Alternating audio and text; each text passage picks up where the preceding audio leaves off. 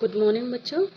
जैसा कि हमने पिछले टॉपिक में पढ़ा, ग्रामीण समाज की कौन कौन सी विशेषताएं हैं जिनके आधार पर ग्रामीण समाज को समझा जा सकता है या अध्ययन किया जा सकता है।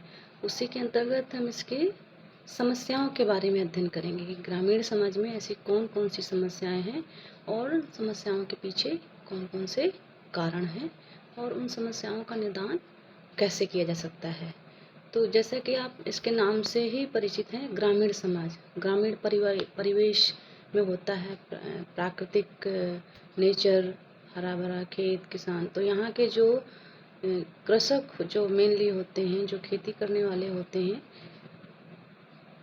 कृषि के संसाधनों पर निर्भर होते हैं। उनकी आय का जरिया बहुत कम होता है, आय के स्रोत कम होते हैं। तो जब आय के स्रोत कम होते हैं और जनरली खेती क्या होती है कि प्रकृति पर निर्भर करती है। संसाधन तो हैं, साधन भी है, टेक्नोलॉजी है, बट आज भी बहुत कुछ प्रकृति पर निर्भर करता है। कभी असमय बाढ़ आ गई या सूखा पड़ गया, समय से बारिश नहीं हुई, तो उससे किसानों को बहुत अधिक नुकसान होता है। इस तरह से आप देखेंगे कि ग्रामीण समाज में अनेक समस्याएं पाई जाती हैं। तो इसमें सबसे पहली जो समस्या है उसकी निर्धनता तथा बेरोजगारी।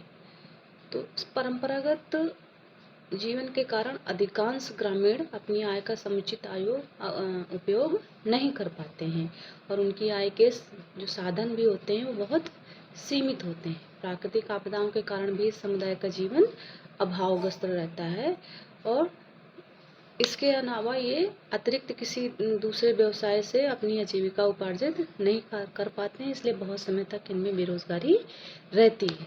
इसी के अंतर्गत जो दूसरी समस्या है, इनमें देखेंगे कि ऋणग्रस्तता।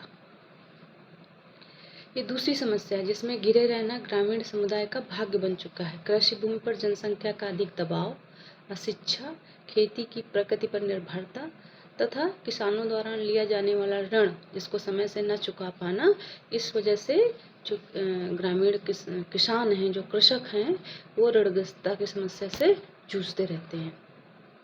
इसी में आगे आप देखेंगे कि उनका सामाजिक और आर्थिक शोषण भी बहुत अधिक है और इस तरह का शोषण जो है समाज में निचली तबके, जिनको हम निचली जातियां कहते हैं, उस तबके में अधिक है।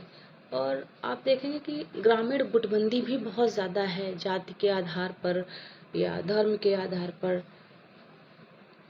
ग्रामीण समाज में जो राजनीतिक, आर्थिक या सामाजिक दृष्टि से सक्षम होते हैं, वो समाज में जो दबे कुचले लोग होते हैं या आर्थिक, सामाजिक, राजनीतिक रूप से निम्न तबके में होते हैं, उनका शोषण करते हैं। लड़ाई झगड़े भी होते हैं, गुटबंदियाँ होती हैं, जिससे क्या होता है कि वहाँ हमेशा विकास सही तरीके से नहीं हो पाता है।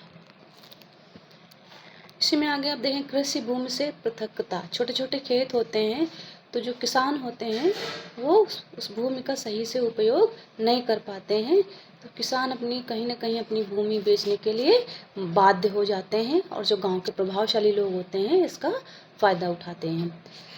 और दूसरा जो कारण है जनसंख्या वृद्धि।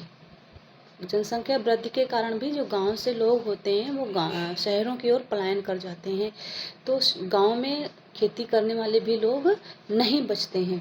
तो एक तो जो गांव के लोग पलायन करते हैं शहरों की ओर, गंदी बस्तियों में रहते हैं, बेसिक सुविधाओं का वहाँ अभाव रहता है, जबकि गांव में उनकी खेती होती है, उनका घर होता है, परंतु वो सिर्फ रोजगार की तलाश में शहरों की ओर पलायन कर जाते हैं। इस वजह से भी उनके खेतों की सही से देखभाल नहीं हो पाती है और उनको अपनी जो संसाधन होते हैं उनसे उचित जो आय होती है वो नहीं हो पाती है। इसी कड़ी में कृषक असंतोष, उनके अंदर एक असंतोष फैल जाता है, जिसका वर्णन AR देसाई ने अपनी पुस्तक रूरल सोशियोलॉजी इन इंडिया में किया है कि ग्रामीणों में जागरूकता बढ़ने के साथ ही वे सरकार से ऐसी मांगें करने लगे हैं जिन्हें करना साधारणतः सरकार के साधनों से बाहर होता है। तो इस तरह तरह के आंदोलनों को भी प्रोत्साहन मिलता है। इस बात का जिक्र AR देसाई ने अपनी पुस्तक में किया है, जो कि इसमें डिटेल में आप समझ सकेंगे। ऋणग्रस्तता का ही कारण है कि आज किसानों में आत्महत्याएं बढ़ रही हैं। कर्ज होता चला जा रहा है, फसल की जो पैदावार है वो ठीक से नहीं हो रही है, और जो बैंकों से या लोगों से ऋण लिया होता है उसको चुकाना लोगों के लिए सक्षम नहीं होता है। आज खेती क्या है, सिर्फ अपने पूरा परिवार जो है पूरा साल लगा रहता है, उसकी लागत लगती है और मेहनत भी करता है, परंतु कई बार प्राकृतिक कारणों से या वो जो फसल होती है उसका उचित दाम न मिलने के कारण किसान ऋणग्रस्त होते जा रहे हैं, और उसी की वजह से लोग आत्महत्याएं भी कर रहे हैं। तो देखा आपने बच्चों, आपने देखा कि किस तरह ग्रामीण समुदाय में किस तरह से अनेक समस्याएं हैं, और इसी कड़ी में आप आगे इसमें पढ़ेंगे कि जो नगरीय समुदाय है, नगरीय समुदाय को किन विशेषताओं के आधार पर अलग किया जा सकता है, और नगरीय समुदाय की समस्याएं कौन कौन सी हैं। Thank you.